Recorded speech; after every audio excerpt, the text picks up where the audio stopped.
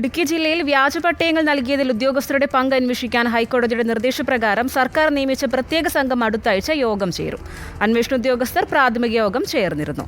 സംഘത്തെ സഹായിക്കാൻ revenue, crime branch ഉദ്യോഗസ്ഥരടങ്ങുന്ന ടീമിനെയും ഉൾപ്പെടുത്താൻ സർക്കാർ അനുമതി നൽകി. അടുത്തയാഴ്ച ഇടുക്കിയിൽ നേരിട്ടെത്തി കളക്ടറേറ്റിൽ യോഗം ചേർന്നതിന് ശേഷമായിരിക്കും അന്വേഷണത്തിലേക്ക് സംഘം കടക്കുക.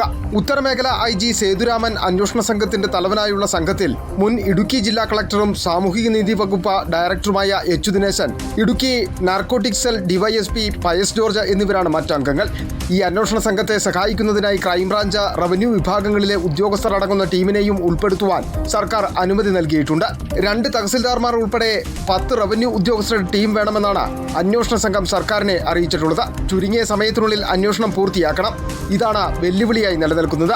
കോടതിയിലും ക്രൈംബ്രാഞ്ചിലും ഉള്ള ഫയലുകൾ ലഭിച്ചാൽ നടപടികൾ വേഗത്തിൽ പൂർത്തിയാക്കുവാൻ കഴിയുമെന്നാണ് അന്വേഷണ സംഘത്തിന്റെ പ്രതീക്ഷ. അന്വേഷണ സംഘത്തിലുള്ള ഉന്നത ഉദ്യോഗസ്ഥർ തമ്മിൽ കഴിഞ്ഞ ദിവസം പ്രാഥമിക ചർച്ചകൾ നടത്തിയിരുന്നു. മൂന്നാറിലെ വ്യാജപ്പട്ടയുമായി ബന്ധപ്പെട്ട് 18ലധികം ഫയലുകളാണ് കോടതിയിലും വിവിധ ഓഫീസുകളിലുമായി ഉള്ളത്. ഈ ഫയലുകൾ ലഭിക്കുന്നതോടെ അന്വേഷണ നടപടികൾ ആരംഭിക്കും. അന്വേഷണം പൂർത്തിയായാൽ കുറ്റക്കാരായ ഉദ്യോഗസ്ഥർക്കെതിരെ അഴിമതി വിരുദ്ധ നിയമപ്രകാരം നടപടി സ്വീകരിക്കുമെന്നാണ് സൂചന. Reporter Sandeep Rajakkad, in reporter, Idukki.